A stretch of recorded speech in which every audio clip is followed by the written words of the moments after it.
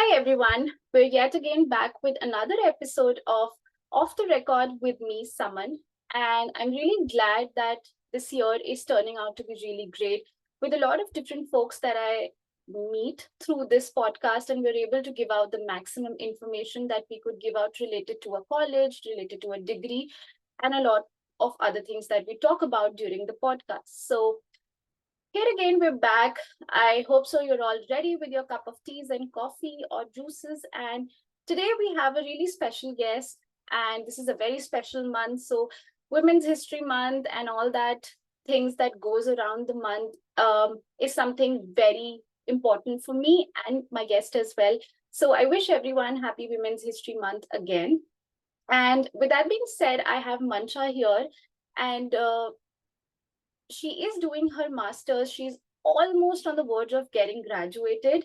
And that's the best part that she'll talk about a lot about University of Buffalo, the course that she's doing, why did she pick up this course, and a lot of other things that we'll pull up through the hour. So welcome, Mansha, and I'll let you introduce yourself to the folks.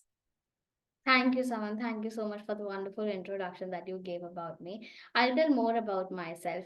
I am Mansha and I'm from India. I did my undergraduate in computer science engineering. And after that, I had 3 years of work experience with Deloitte in cyber risk services. So I primarily worked on a lot of things in cyber risk. When I was with Deloitte, I also interned with Deloitte for about 4 months back in India. And after when I was in Deloitte and I was doing my job. Within that span of 3 years of work experience, I realized that I should be going for masters, and that's when I realized, okay, I should be going for my masters, but which degree? And I thought, okay, I would not want to go into computer science again. So this is when I chose MIS, Management Information Systems, in the track of cybersecurity, and I'm here at University at Buffalo doing my master's in management information systems in the track of cybersecurity. I came to Buffalo in July 2023, and then I did my summer semester, my fall semester, and now I'm here in my spring semester. MIS is basically more about tech plus management. So when I say cybersecurity, it's more about the whole thing, the tech as well as the managerial part. So we learn more about the core cyber things as well, plus more about the governance and policies and auditing, risk management, all of these things. So it has been really an amazing journey till now with the university at Buffalo. Of whatever I have learned with the professors, the curriculum is amazing. It has been amazing.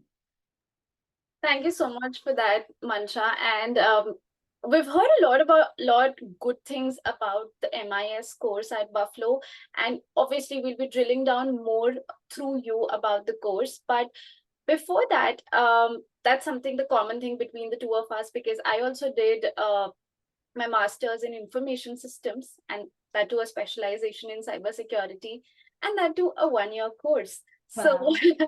that's almost the similar one. It's just we started at fall. So before we actually go ahead, drill down into the curriculum and, actually that would have been the main factor for you to choose that course. But before that, I just wanted to ask, like, were there any other universities or institutions that you did applied apart from University of Buffalo as well? And there were a couple of acceptance for you when you were planning up to come here? Yes, absolutely. So I applied to four colleges, four universities: University at Buffalo, Arizona State University, University of Texas at Dallas, and CMU, Carnegie Mellon. Of course, Carnegie Mellon was my like dream university, like any other student, because it's that Ivy League. But at the same time, I was hoping to get a scholarship, but I could not, and it was very expensive for me. So I could not afford at that point of time to spend this much amount of money. And I got admits from all the colleges, but eventually I chose University at Buffalo. It's because of the flexibility in choosing the electives and the path in which I wanted to go. It really helped me And I also talked to a lot of seniors from ASU, from Arizona State University, from University of Texas at Dallas, and University at Buffalo. After talking to a lot of seniors, I got to know about their problems, their university issues, and how they are dealing with it, etc. And finally, I chose University at Buffalo then. That's great. I guess that's the factor where you actually, pick out on a lot of things. We'd come down to Buffalo and how Buffalo stood out when we see ASU, we see obviously UT Dallas, and then obviously we have CMU as well, because there are a lot of factors that comes in between. One is the city, or maybe Yeah, the weather, maybe the city expenses, and right. the level of scholarships that you get, or the level of flexibility that you see in the course, or maybe it's just the duration of the course, that this is Right. 12 months, this is 18 months. So what was your, like, the criteria that you took, and from which the first position went to Buffalo? Right. So if I compare all the universities, so CMU was out in the very initial stage because of the financial restrictions for me. So I was left with UT Dallas, ASU, and Buffalo, right? So UT Dallas was also out in the initial stage for me because it was 2-year course. I was preferably wanting a 1-year course, so I was confused between ASU and University at Buffalo.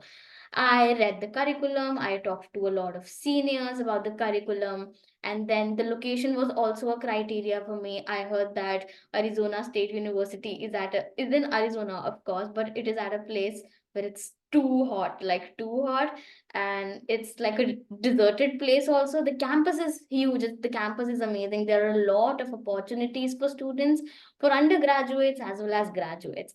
But because it was too hot, I did not want to go there. That was one of the reasons, of course. Plus, considering the 1-year course, Arizona State University was a bit expensive. Not a bit expensive, it was expensive than University at Buffalo. So, if I compare the expenses also, University at Buffalo won here for me.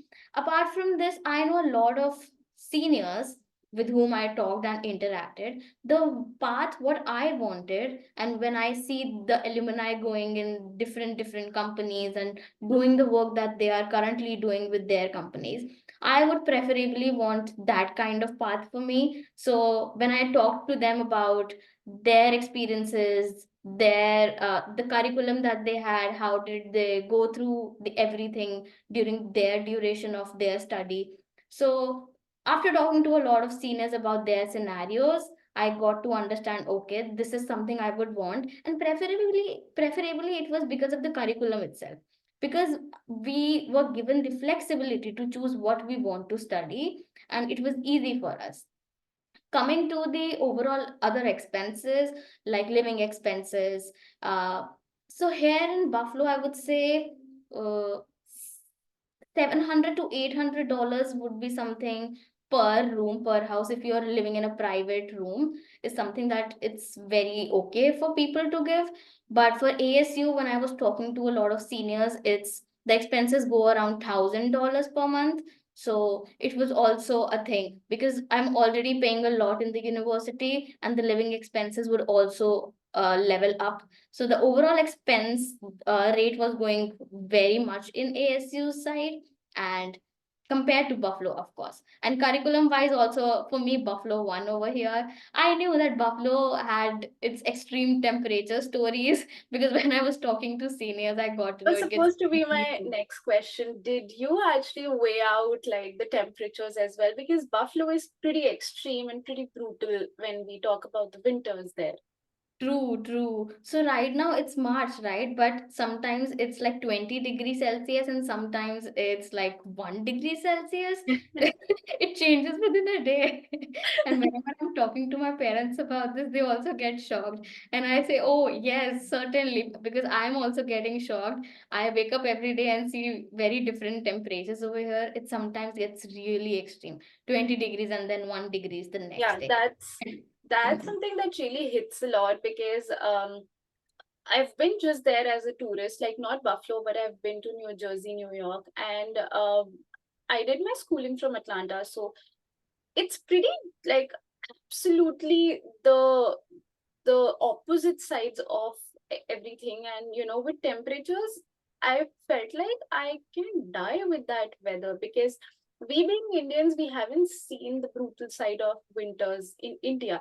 For us, it's now I understand that I can actually roam around in normal t-shirts or like just sweatshirts in India, but not here actually, because it's pretty different. And when we move to different areas as well, we feel the brutality of the weather. So New York was pretty brutal on those ends when we see the temperature, and probably Buffalo is more away from the city, like 4 5 hours, and then it's near Niagara and everything. So it's bitter there when we talk about the temperatures. So yeah, I guess that Certainly. would have been a difficult choice.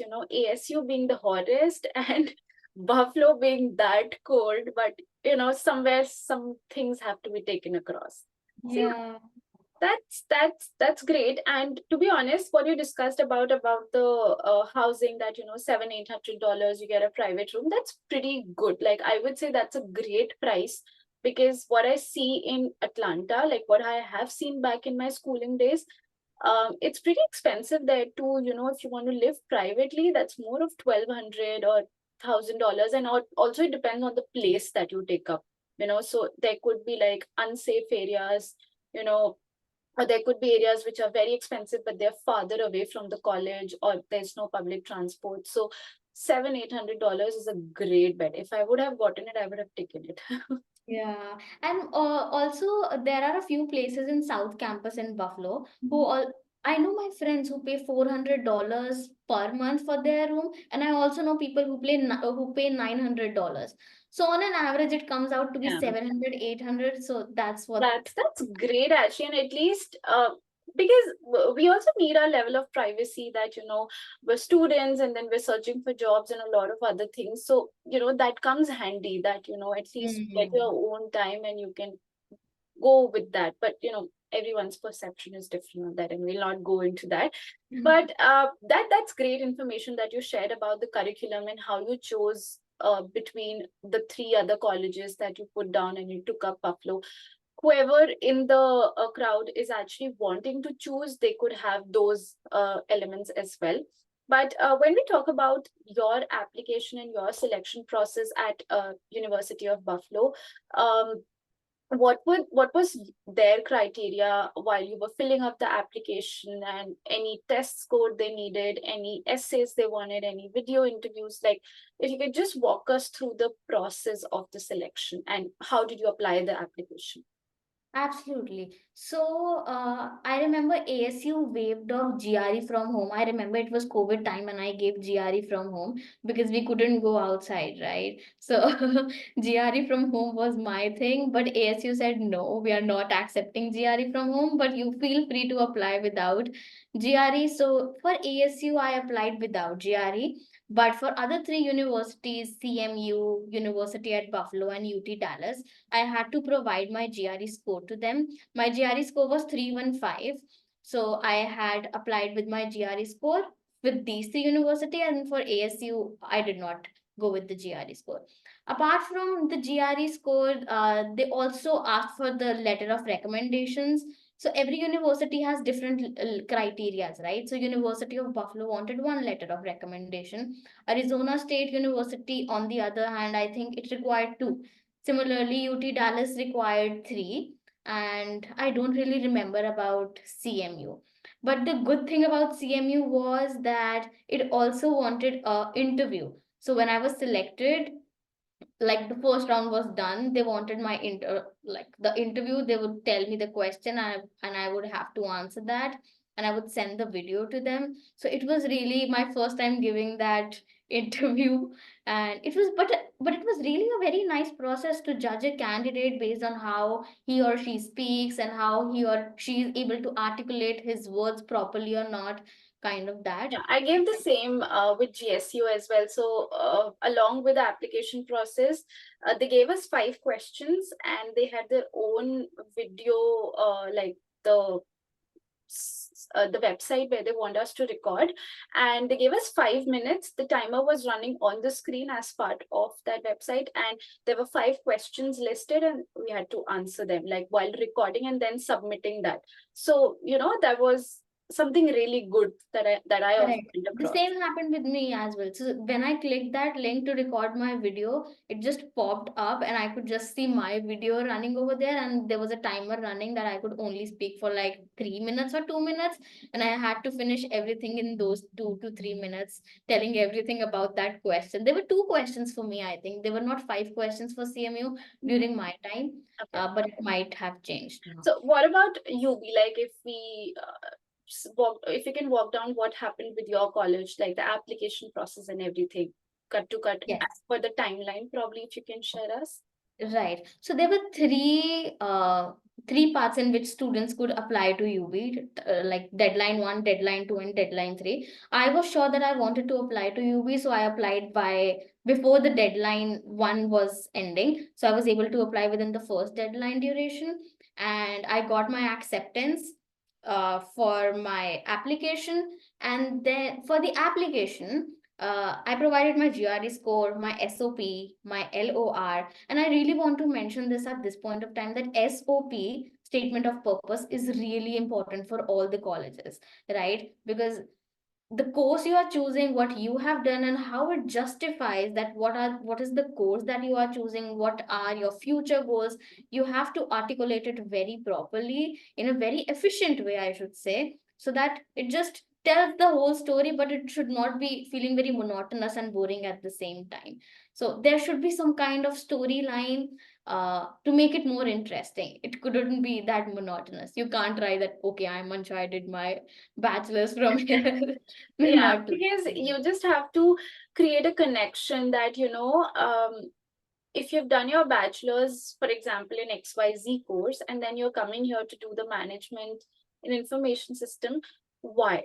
Like, Correct. how is your background falling into it, or if not background, but with your work ex or with your particular interest, how do you align with that particular course? So they just want to read that, rather they already have our resumes. They know that we've done the bachelor's from here, or we've worked here, we've worked there. But they just want to know us speak out loud that Yeah. why this course, like why do we want to do it? What is that push that we get up? So I agree to that point. And I don't know what is the scenario right now, but we were the people who were like the COVID babies for master's degree. So we were at that time, like I did not write any sort of test except for my IELTS. So I wasn't exposed to that many examinations, and that's how I could surpass that level. So SOP became the hero or the shiro of your application, actually, that Correct. it has to stand out, it has to speak for yourself, if not the uh, other scores that you have been waved off. So Right. And especially for me, when I was applying to ASU, because I was applying without GRE in ASU, right? So SOP, as you mentioned, played a very important role for me as well because it had to stand out. And also, I would like to mention for ASU, I had, because I did not choose to go with GRE thing, right? I had two essay questions that I had to write that why I am not applying with my GRE score. So it was more on the lines of about me. They wanted to know me on the personal level. So as far as I remember, the one of the questions were, what happened in your life that changed you, something around those lines. So they wanted to know about some experiences on my personal end, and the other is, why did you not apply with GRE score? So I had to write that, okay, I took GRE from home, but since you're not accepting, I there are cannot. like very life related questions. Like I'll not tell all of them, but with my application at Georgia State, there was one question asking that if you can pen down an incident from your life uh, where you were not able to speak up, and somehow you took all those things maybe at a personal end or a professional end. And there was a second part to that question asking that what if that incident happened to you again now, and Hmm. how differently you tackle that situation now as compared to how you did it that time. So, while, for example, we're sitting like this here, and then you talk about that situation, and then you right now think, okay, then I behaved like this, and right now I would have dealt with the situation, for example, like this. So those are the type of questions they ask you. They do not ask you anything regarding algorithms or the Yeah. curriculum related. It's more of life questions, and there can be different questions for different people. So it's not necessary that same set of question go for one individual or all of the individuals. So it differs there. So that was a very good way to actually see how a person perceives in certain situation, how they act, react, or anything of that sort. So that was the best thing that I found when I was applying for colleges here. And so do you with those Right. experiences. Right. And it actually makes you think, okay, so this is the question. The past was this, the present is this, and the future is this. So how would I tackle it differently? It really makes you think. These questions are very good behavioral questions. I truly feel that. Yeah. So yeah, I let you complete Yeah. the timeline.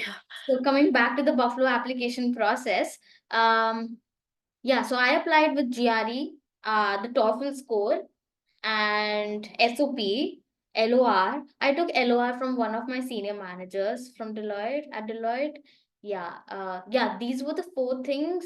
Of course, they also ask about transcripts and your passport size photo if they want, the generic things, right? But the main thing was this only: LOR, SOP, GRE, and TOEFL score. So I gave TOEFL, I did not give IELTS.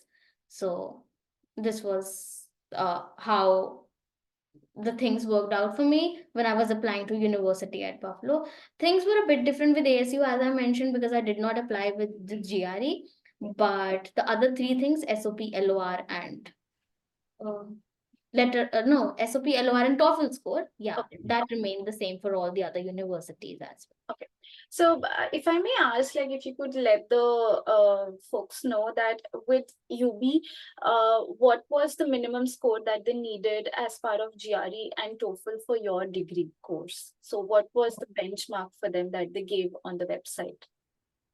well. On the website, I think it's 312, which Okay. is written. But for my class, with what I've talked to a lot of students about this, right? That okay, what was your GRE score? What was your GRE score? And I got to know that 310 to 325 is something people generally have. But on the website, I think it's 312 or 315 as far as I Okay. remember. And Yeah. what about TOEFL score? TOEFL score is not, I don't remember if it's mentioned on UB's website, Mhm. but what I heard from seniors was that you should be able to pass all the benchmarks. So in TOEFL, we have four sections, right? Okay. Reading, writing, speaking, and listening. So in all the sections, there are the passing marks for all the sections. Yeah. So you should be passing all the marks in Mhm. order to get into the universities, because sometimes what happens is that universities do have that benchmark as the normal benchmark, that okay, you should be able to score like 25 out of this, 27 out of this. So it's really important to score good in TOEFL, not only like the overall number but also in all the sections. That is really important. Got it. Yes. Got it. That's good that you could mention the score so that everyone is able to know it. So, and once that is done, you get the offer letter, and then that's the next process that you go ahead with the I-20s, the visa process, and then Right. obviously flying to So Canada. once we are admitted, it also happens. I think it happened in the deadline one only, that we had to give our financial documents also to prove that okay, we are Yeah, financially good. that's how they release the I-20 from Correct. the PSO office. Correct. So probably we'll get hold of before we get hold of I-20 and the visa process, like after you get admitted. I just wanted to complete all the before admit questions. That were there any other like aspirations of your, Mancha? Like, was it always doing masters from US, or was it, and a thing that you wanted to do masters from a different country, but US happened by chance, or was it you were planning for some other course in your home country? So were there any choices there in terms of countries, if we talk about of picking up colleges? Yes, absolutely. So I also gave CAT. I was confused between two things. Okay, I either wanted to do MBA from India. Okay, I wanted to do my master's from India or USA. There was no other country for me. Somehow it happened like I just wanted these two countries or nothing. So I gave my CAT examination, which is very famous in India for MBA. I got my score. I got a good score, but because I could not pass the cutoff marks for DILR, I remember. I was not admitted to the IIMs that I wanted to. So it was because I only wanted good colleges for my masters. I couldn't get Certainly, into that's IIM. the case. Yeah. Yeah, so I was not able to get my IIM of the good IIM. Yeah. That's and I, at the same time, when I was giving my CAT, I was also preparing. We were preparing for GRE as well. Mhm. So it's not the exact similar syllabus, Yeah. but somehow it trains you, It right? it still is in the same direction at least, but yeah, Right, right. GRE needs more brushing up as compared to the others. It's like, but yeah, it's still in the same direction because I Correct. So I also, gave my GRE first, and because CAT and GRE has a bit of an intersection, that yeah. okay, this part is the same. So I gave my GRE first, and CAT required more of extensive maths, DILR, that thing. So I worked I on know my CAT I later. sat for CAT myself, so probably sailing in the same boat, wanting to Yeah, do my masters, but somehow COVID just turned the course of action. But yeah, so it was either MBA from India or like masters from US. That those were the only two options, Mansha, for you. correct. Yes. Okay, that's great. That's great. So since we discussed everything on that end, I just wanted to ask, like the course that you picked up at UB, does it starts in different semesters? Like, does it only start in the summer semester, or there is a flexibility that you can still pick it up in a different semester, like fall or spring, or is it strictly starting in summer semester? So now starting our batch, starting 2023, it is only summer semester. Okay. Before 2023, it there were two intakes, summer and spring. But now, talking just about now from now onwards, it's Yeah. only summer semester. So you Oh, have to get enrolled in summer semester. okay. And okay, so it's like summer, fall, and then spring, and then you graduate in May, right? End of May. Correct, yes. So that's great. That's almost, we're almost ending March, and it's then April and May, and you're almost done. So I guess you'll just be wrapping up with your assignments, projects, exams, and everything of that sort. True. It's great. Those are the last few days I also remember of my time because I graduated in summer last year, and it was pretty. The 1 year course really runs fast. Just to note to Hmm. everyone that you would not get much of time to think, and once you start thinking, another semester would come up, and True. you have to take up certain credits and other electives. So everything goes by time. So that's there with a 1 year course that you don't get a lot of student life, like not a 2 year student life sort of life. Right. So that's pretty quick. So without further ado, can you just walk us through once you got the admit? Okay, so it's like a big dancing celebration day with UB. Okay, I chose this and that. So how did you proceed with your after admit activities with UB, like maybe visa or I-20s? What were the things that you wanted to talk about? Right. So after my admit to UB and the other universities, I was sure that okay, I got the admits from these universities, and now I'm finalizing that okay, I want to go ahead with UB. Now I got my I-20 for UB. I got the official letter basically. Now I wanted to proceed with the visa.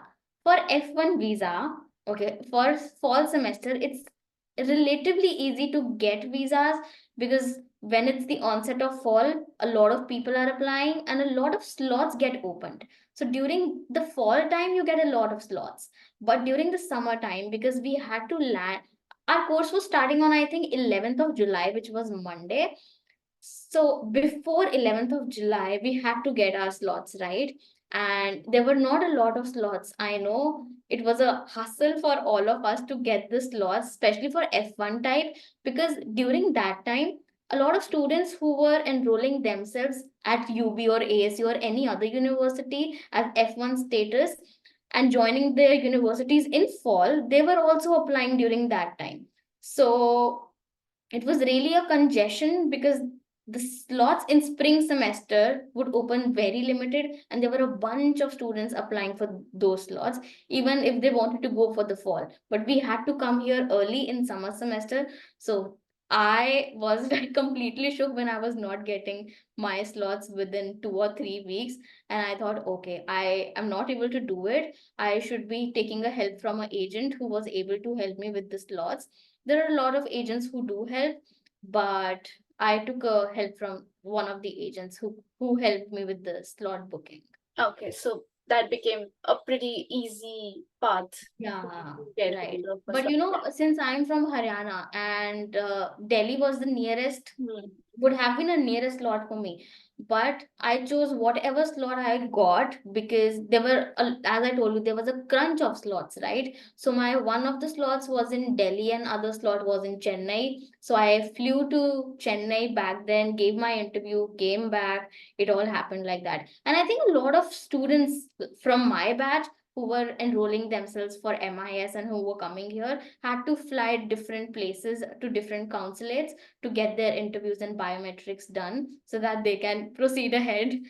And I understand that because I never took an agent, but I was really relying on a lot of friends and family. They were trying to help me with the slots, and then the Telegram groups and everything came in handy. right. But I firstly got my slots in the Bombay consultancy, and then later, somehow one fine morning at 4 a.m. Indian time, I could see like a friend of mine saw a slot in the Delhi consulate, and that's when I got it rescheduled and like changed to the Delhi consulate. So that Oh, was wonderful. the difficult portion for me, and it just happened 10 days before my appointment that they could see like a consulate slot open for Delhi, and I was like, oh my god, it's 4 o'clock. It's okay. I just woke up and I just changed my slot. So I Yeah. know I came in 2022 fall, and it was really a roller coaster ride then as well. And I could imagine how 2023 would have been.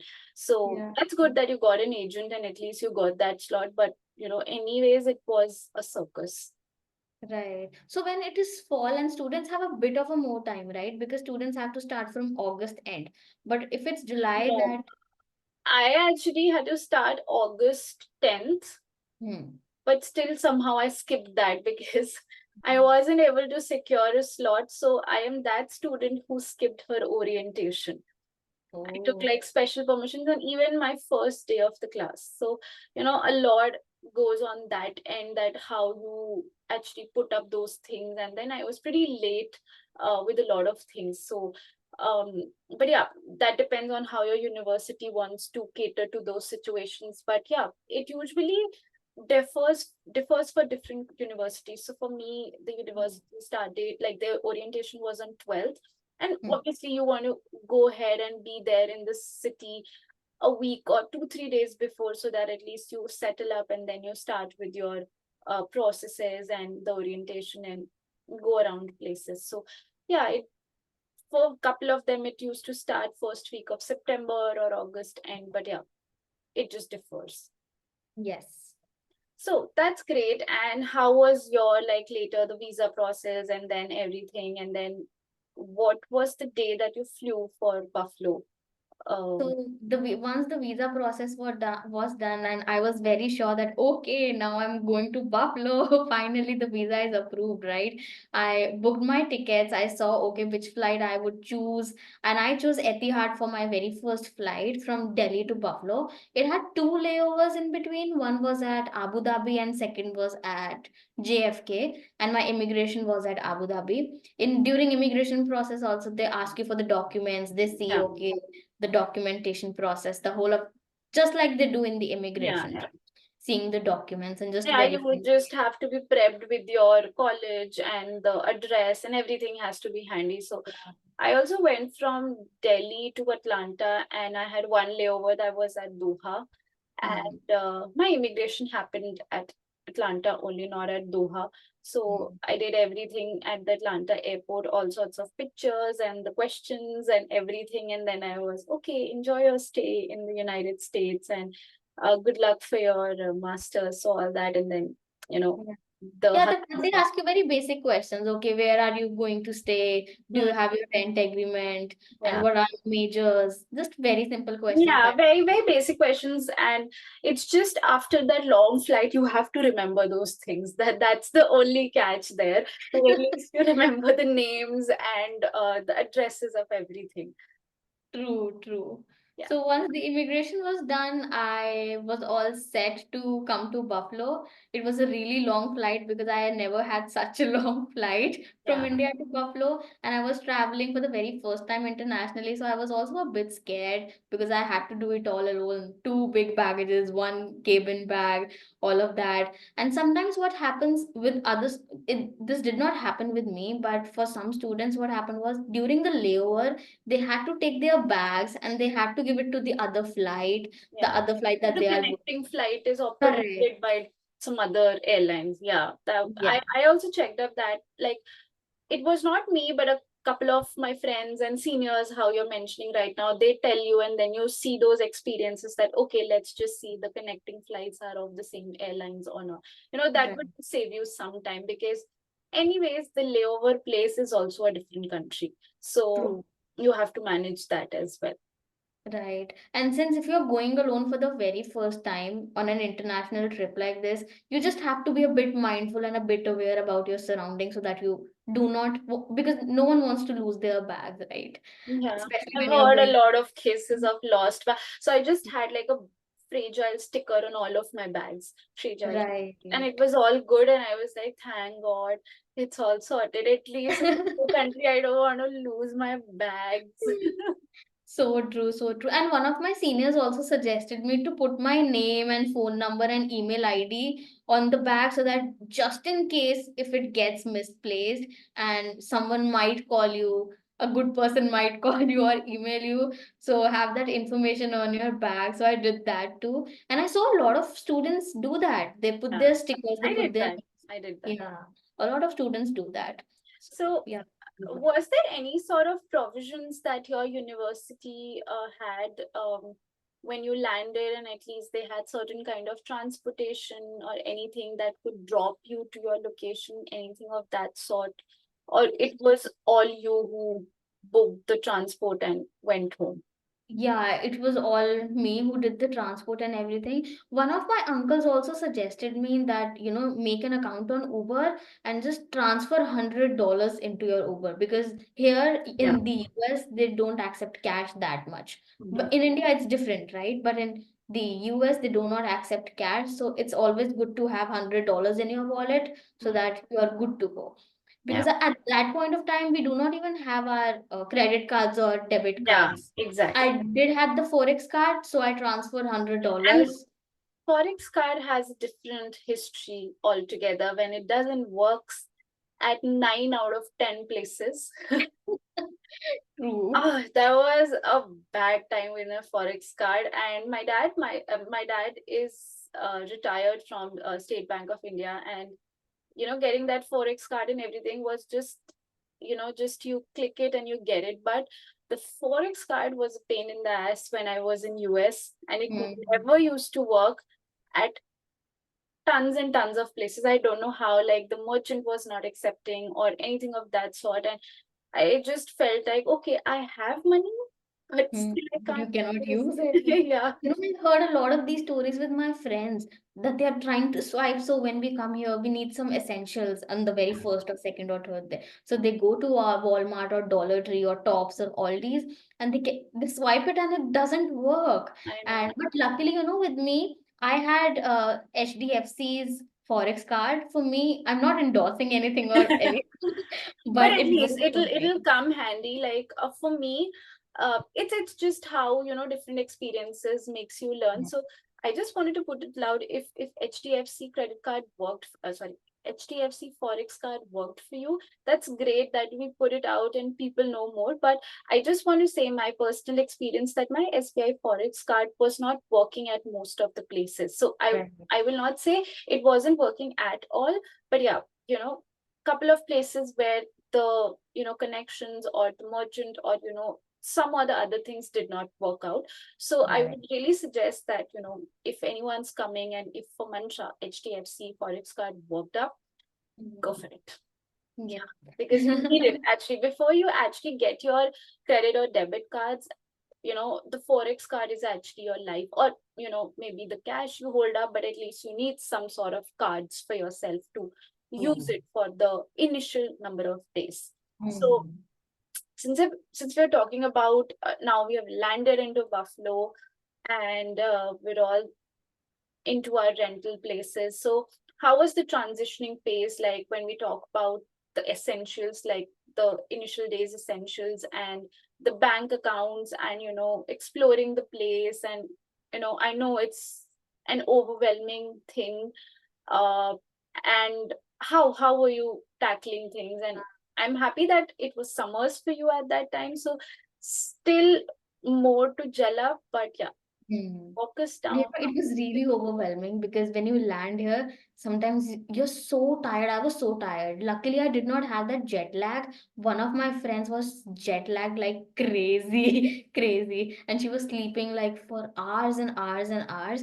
One thing that I learned when I was having my international flight for a really long duration, I read it somewhere, so I wanted to try. Whenever the lights are off in airplane, you should sleep, and whenever the lights are on in airplane, you should never sleep. So that is one thing I followed, and it worked for me. So when I was coming the very first time, I followed that, and during my winter vacations also I went back to India, and when I was coming back from India to Buffalo, I followed the same thing, and luckily I did not have any jet lag. So I think it worked for me.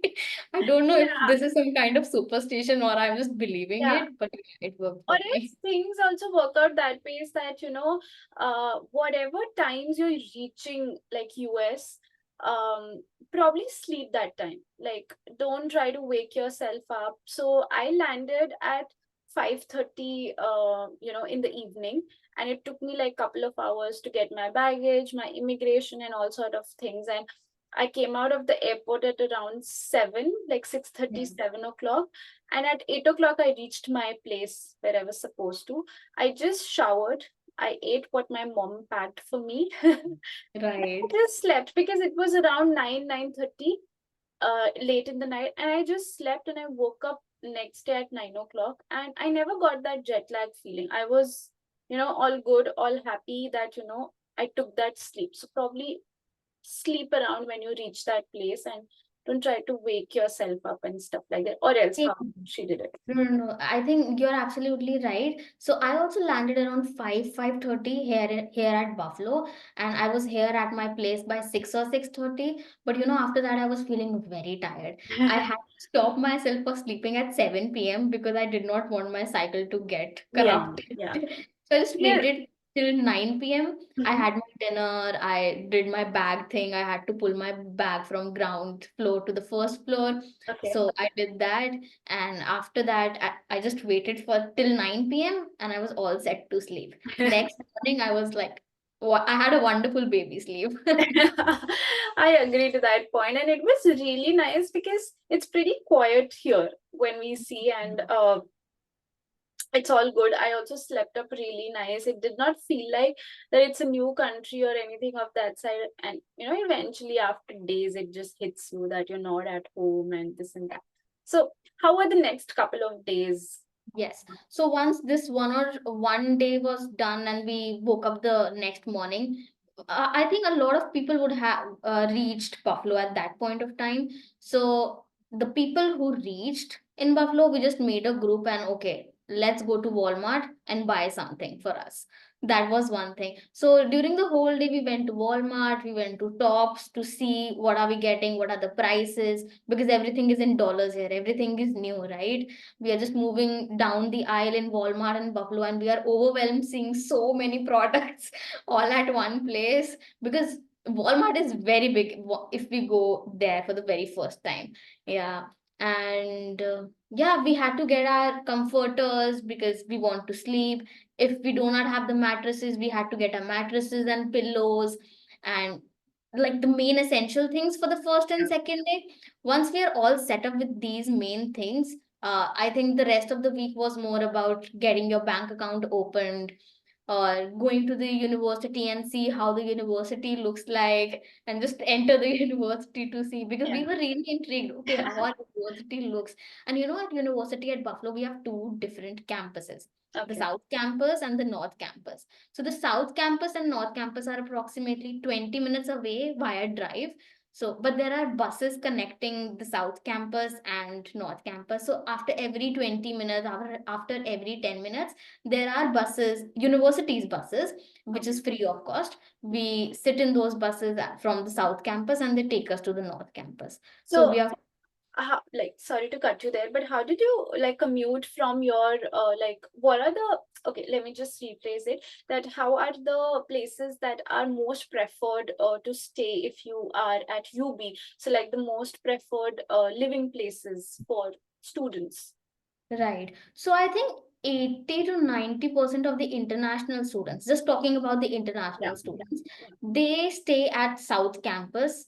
Because there is South Campus and there are a lot of houses around South Campus. Okay. And there are two bus stops, the university's bus stops near South Campus. One is the Goodyear bus stop, and there are a lot of houses around Goodyear bus stop, a lot of houses around Goodyear bus stop, and there is main circle bus stop. And around the main circle bus stop also there are a lot of houses. Of course, we have different streets over here. One is Niagara Falls Boulevard Street, one is Englewood Street, Caledine, Lisbon, Merrimack, a lot of streets, right? And every street has a different uh, uh, duration, like the walking duration. So you just have to choose the closest Yeah. street to the bus stop, so that it's easier for you when you walk, because we have to walk every day. Yeah. We have to, you Walking is would a not. thing here. Yeah, I guess you'd know when you'll come here. Walking is Yeah, actually a thing. And when we say like 20 minutes walk, I have done that being a yeah, student. I can do it as of now as well. But yeah, obviously it depends from situation to situation when you have that liberty to, take that drive as well. But yeah, as a student, I've done that 15, 20, even 25 minutes of walk. And yeah.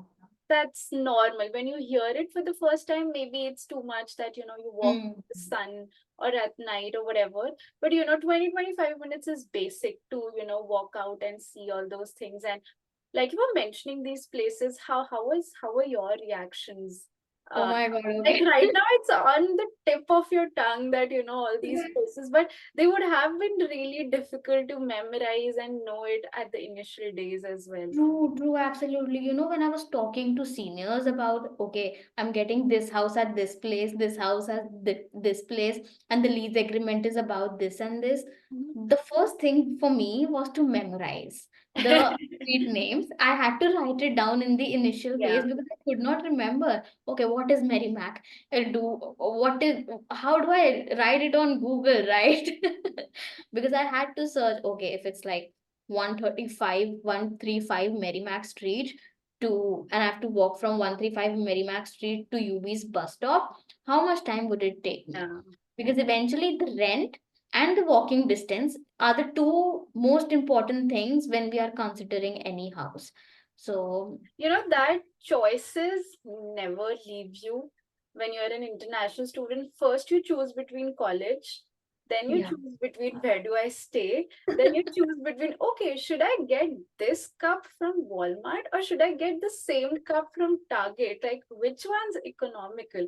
So, a lot goes there when right now, after spending 1 year, now we know, okay, Target is the best place for these things, Walmart is the best place for these things, or any other local supermarket stores or anything of that sort.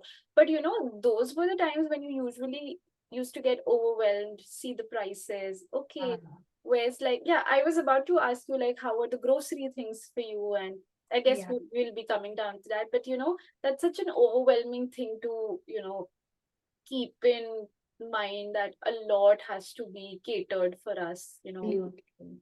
So Absolutely. how was your So, grocery run first? from my house, it's actually 7 minutes walk to Tops. So we used to walk to Tops.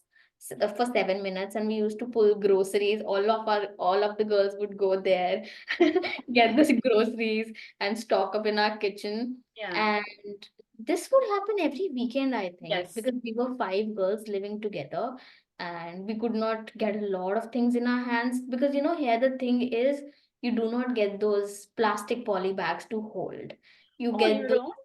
No, we don't over here. Oh, We get Atlanta those does give brown us. brown We used to bags, and get those brown bags, yeah. yeah, we get those brown bags, especially from Dollar Tree. So we have to hold them like this, and Dollar Tree is every student's favorite place. Till now, true. I like Dollar Tree. Like when I shifted here in Texas, I went to Dollar Tree, I guess, once. But Dollar Tree is the best deal you could get on anything. And as the name says, it's $1.25 for everything. Yeah, everything, right? For if you are having a birthday party or if you want to get Anything, a yeah. cup, mug, any kind of crockery, Dollar Tree is the best thing because you get it cheapest over there, Yeah, right? it's the cheapest. I agree. I agree. So Yeah. that being said, like that was a good discussion. I guess probably everyone could get an idea like where they could get all those things. And I guess everything is at a fair distance, what I could hear from Yeah. you.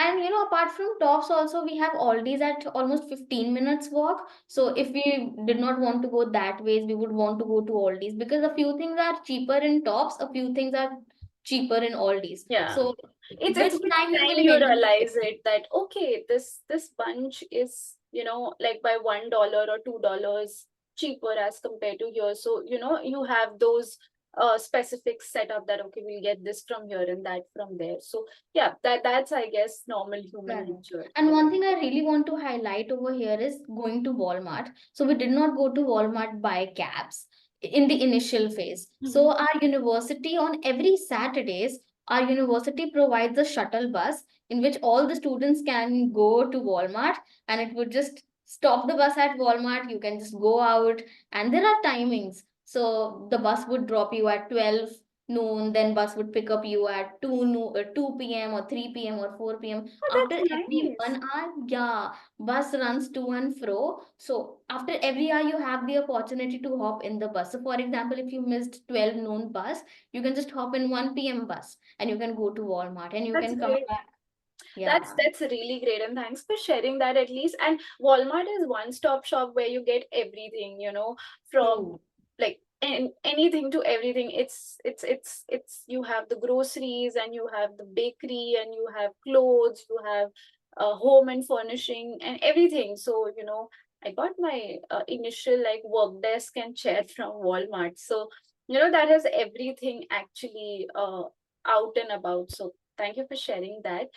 And with that being said, I know the first couple of days would have been a gigantic ride for you to actually set up your place and, being away from family and starting with school. And obviously, people like us who have experience and then they come back to college, it becomes a little difficult on that end to actually, get used to that atmosphere. And the education system is really different from what we have seen Correct. in our bachelors.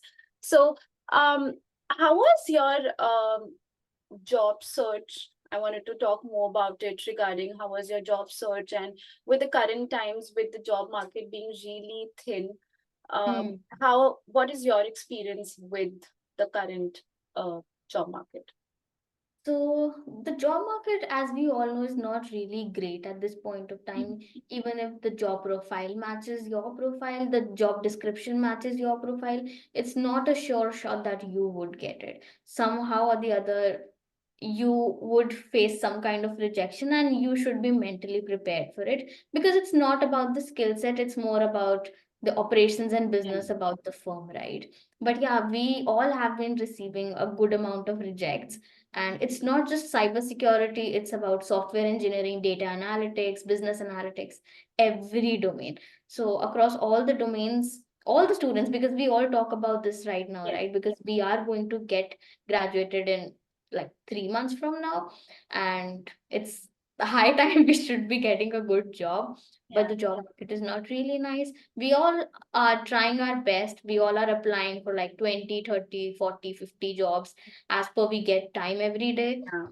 Because I Some know your semesters are on, and with that being said, you are searching for jobs and added pressure that obviously with international student we have the bar that we have to keep a CGPA of 3.0 within yeah. the next semester, and we can't go below that. So that's Yes. also one thing. And yeah, so if I may ask, what are the job roles that you are specifically looking out for after you graduate?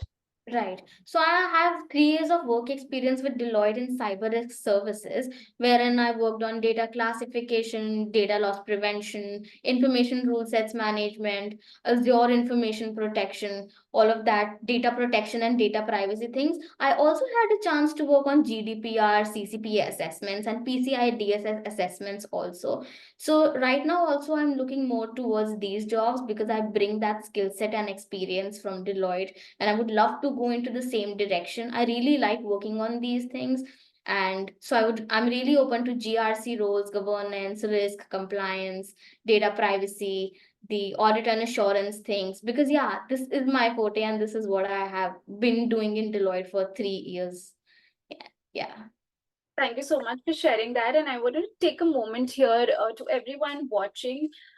If you are hiring or you know of anyone who is hiring for GRC roles, data classifications, or data privacy, audit assurance roles in your organizations or somewhere else, we'll have Mansha's LinkedIn link below in the description box, and you could just reach out to her, touch base with her, have her resume.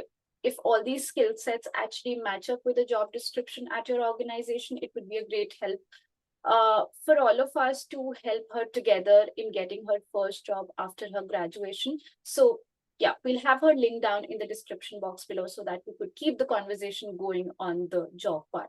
So, I really wish you good luck, and maybe things work out soon for you. And I know I've been into that place. So, I really want things to get better and better for everyone. So, Definitely. Thank you so much, Saman. no worries, no worries. Anything that we could do for people in the same community is something really important. So, with that being said, we're at the really last edge of the podcast discussion, and I know by now everyone would have gotten good feedback about UB, the rent, the groceries, the initial days essential items, how the college really helps you with the transportation, and then with the curriculum, with the selection process, the application process, the visa process, and a lot of other things that Mancha at her end could drill down and could share it with everyone. But yes, that being said, there could be certain situations where there could be more of personal questions. And yes, as said, we'd have all her social handles below in the description box below so that you can annoy her the most and ask her a lot of questions on that end. So there's just a couple of more things that I wanted to ask before we close off, Mansha. One is there are situations when we come up to a new country and where we think, okay, oh my God, how would we tackle these situations? Or on the other hand, we are just really confident about things that these are the things we'd be really good at. So can you just walk us down through two situations where you thought things would go really south, but it was a cakewalk? And things where you thought that, it will be a cakewalk, but it was really messy. So Okay. something that went the opposite to what you thought or prepped for. Right. So I think there are a lot of things like this. So I did not thought that job process would such be a very big thing and we had to apply because this is a very exhausting process, right? We have to upload our resume, create a portal, and I was not prepared for it, honestly, I should say. I was mentally prepared that okay, I have to apply for jobs, I have to do this and that, but I did not know it's such a very exhausting process. So yeah, you have to be mentally prepared for it, that yes, it is going to be exhausting, and yes, you took it, like you came to US for this, right? So you should be prepared for it. That's one thing. And the other thing is there are a lot of times you feel that oh my god, there are a lot of things to work on, your assignments, your research paper, your EAD date and whatnot. So just be prepared for those things and eventually everything flows and goes. uh, if you have control over it, go ahead and do that thing. And if you do not have control over that thing, just, I think, just let it be. Things will flow, and eventually everything will be good. Yeah, I understand. And there are times when you will actually feel like 24 hours is not enough. And there are True. times when you think 24 hours is more than enough for this and I can do it. So you just have to multitask here with a lot of things, handling your place, cooking, studying, applying for jobs, and then getting things sorted for the weekend. You'll have a lot of tasks to do to get a lot of groceries and everything. So it's like a vicious weekend cycle that we work on. And it's important for you to stay healthy as well, keep eating, because if you do not get yourself a glass of water, nobody will. So you have to be all prepped up for all these things like we were talking about. And it's not a difficult task. All of us have been doing this and Yeah, have done this and are doing it still. But it just takes certain level of motivation to do it, because that's what we're here for, to excel. correct. Yeah. And We just have to be mindful of with all these things that, yes. yeah, health plays a like the super important role. If our health is good, everything should be good. Yes, I agree. And before we head down with your one advice for people who wanted to come to UB, can you just quickly talk about any sort of community contributions and essentials of networking and other things that you have seen it? Maybe the community contribution towards being part of your like towards part of your college, that you've been part of couple of activities. So what all things could a new student get exposed to as part of UB in terms of community work or any sorts of networking events, or maybe how you got through like the online, like through your college, any community work, or maybe through LinkedIn or any other resources outside of college you were able to get connections, networking, or any sort of conference presence or scholarships, anything, like if you want to talk about couple of them. Right. So University at Buffalo School of Management does not offer any scholarships. So I was sure that I wanted to apply for some or the other scholarships so that it becomes easy for me on the financial side. So I applied to one scholarship. I know there are not a lot of scholarships that sponsor students, but there are a few scholarships, right? So just be mindful about the deadlines and apply for those scholarships. It might be a very difficult process back then because we are all stuck up with I-20, the timeline, and the visa process. And at the same time, these scholarships have their deadline too. So just keep a track of those scholarships and their deadlines, because we would require LOR again for those scholarships. So whoever you are asking about the LOR, just make sure you get a good LOR for the scholarship as well. That is one thing related to the scholarship. The next is networking. I think it's really very important to have good network. Even if you do not have network right now, you can choose to build your network before coming to the US. Interact with as many people as you can. Go to a few conferences nearby. Sometimes it is paid, sometimes it is free. So you can choose to attend those conferences, and you really get to learn a lot in these conferences, right? And the other thing is, talk to professors about where are you standing right now, where do you want to go, what are you thinking. Professors over here are really very helpful, I tell you. They're very helpful. They listen to you if you're going through a down phase. They do listen to you and help you out. Okay, this is something you can do, this is something you can do. They give you options to work on based on your profile and your requirement, which is really a good thing, because you need that mental support sometimes. You cannot call your family and friends at that point of time Yeah. and share everything with them, because they do not know the depth of it. But your professors and your friends here in the US Mhm. do know it, right? So having a good circle and having talking to good professors is really important thing. You can build your connections with the professors that ways also. Just keep on hard working, I would say, with your all the things, like with your assignments and everything, so that you learn also. Yeah. Yeah, that is something I would really like to tell people. Yeah. Professors are really important because they have a huge network with different professors of different other colleges, or maybe, in the city, knowing a lot of organizations who work. So it's very important for you to be as close to your professor in terms of, knowing obviously academically where you are, and also, if they could help you in any ways in building up your first career here after your Yeah. graduation. And in any ways, they have a lot of opportunities in terms of, getting student scholarships for a conference, or maybe, attending a local fair. Hmm. There could be a lot of career opportunities as well. And with that recommendation, you could use to attend that particular event. So that becomes really handy when we talk about professors. And it's not necessary that you only connect with professors of your department.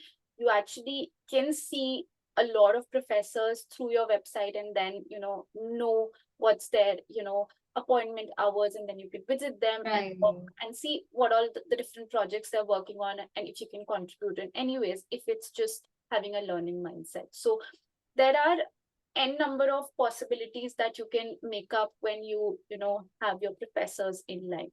So Right. And just to add on to this, Saman, I think having good friends is really important, having good professors is really important. But apart from this, when seniors help you, yeah, just connect with the seniors at the same time because they help you a lot. I tell you, with my case, there are a lot of seniors I'm connected to, and they help me a lot whenever I'm stuck. And the guidance that we get from them, because they have been in the same boat, right? yeah, So they guide you with that perspective, and it becomes really helpful. Sometimes your professors are not able to help you that much with respect to some XYZ very peculiar thing, right? And yeah. your friends who are in the same batch, they are also going through the same thing. So you would want someone who has gone through that phase, and your seniors are your best friends I then. know, because they have seen the ground reality. They have been there from day one. And like, we were sitting together. I'm from a different college and city, you're from a different college and city, but there are a couple of things that I haven't done correctly, that I have done mistakes onto. And that's how I want to put it out, that okay, I did something wrong here. My plans did not work out. So I would want to suggest you go for this. So, Right. there are things that you did mistakes on, and probably you can give out the better versions of what you did to people who are coming after. And that's how you actually, help others. And they are your only family here when Correct. we just talk about a new country. So that goes without saying. So thank you so much for sharing that. And with that being said, we come down to the last part, where any sort of advice, any sort of last words on this platform, like on this podcast, you want to give out to folks who are planning to come to UB for maybe the same course or for a different course, or anything that you want to share. Yeah, I think it's really important to have that patience when you are applying to colleges and getting your admits. And once you have that admit, just do not lose hope on getting the visa slots, because one after the other, you will have things to do, and just be prepared for it mentally. You have to be just mentally strong and just take care of your health. Everything else will fall in place. This is what I have learned. And it's easier to say this, but when you are in the boat and when you are dealing with all these things, you get to understand, okay, what patience actually means. And when we say patience, it actually means, okay, just sit there and you don't have to do anything, just be there, and time will do its thing. So yeah, being patient is the most important thing here. I agree. I agree. And that really pays off with the time, because it's not like you're here for a holiday and Yeah. you'll chill and you'll go back. It's like you're here to make a career for yourself, make a place for yourself. And you know, not everyone's situation is the same. Everyone's coming from a different background and how they are tackling to things. And that's how we actually push each other together into this, to have that patience, to have that perseverance, confidence, and then you actually land up somewhere or the other with everyone, Right. putting you But in place. we should not interchange two words. I mean, we should be having the patience, but at the same time, we should be working really hard towards it. Yes, yes, Do the work. correct. You It's don't not have like to stop it. Yeah, you don't have to stop yeah. working. No, that every day is a challenge. Like, it's not a thing that one day you're just doing everything you can and the next day is a chill day for you. No, Yeah. here every day is a hard working day, is a struggle day. It's just not, with struggle and with hard working, we do not entail to say it's just you're studying or you're working on projects or you're applying for jobs. It's also like walking for 20-25 minutes, going to a place, getting your things for the week, coming back, setting up, cooking, and all sorts of things, cleaning your space and setting up your place. So everything comes handy. And yes, there comes birthday parties, birthday treats, going Mhm. out, exploring the city, and that's totally fine. I might have guessed that you would have seen the Niagara Falls by Yeah. and it's beautiful. You would have seen the snowfall. That would have been Absolutely. brutal but beautiful. So Yes, absolutely. that's the thing. That's the beauty of this place, that you have good and bad all balanced up. And True. yeah, that's how you succeed in life, because Yeah. somehow you have to feel your struggles so that you actually get hold to that place. But yeah, thank you so much for summing everything up for us. And that was really a great hour where we discussed everything about UB and other colleges as well, briefly. But yeah, specifically UB, about the curriculum and all other things. And I hope anyone who is planning for this summer, probably it's late for this summer to watch this video, but probably somebody who's coming next year for summers or for maybe fall course, it would be great to watch this video and get through all the details and see the things through your eyes. And I would really want to thank again for coming here, for taking out that time. And yes, I really wish you luck uh, for the graduation. Obviously, that's a big, big day. That's why we were here for. And then I really wanted to wish you luck that you get your first break here. And thank you so much again. So thank you, Saman. Thank you for having me on this podcast. I was really happy to share my experience with everyone, and I'll be glad if this experience would help students who are aspiring to come here. I'm sure this would help them. So thank you so much for having me on this podcast. Thank you so much. And thanks everyone for watching it. And we'll be back with another episode soon. Bye.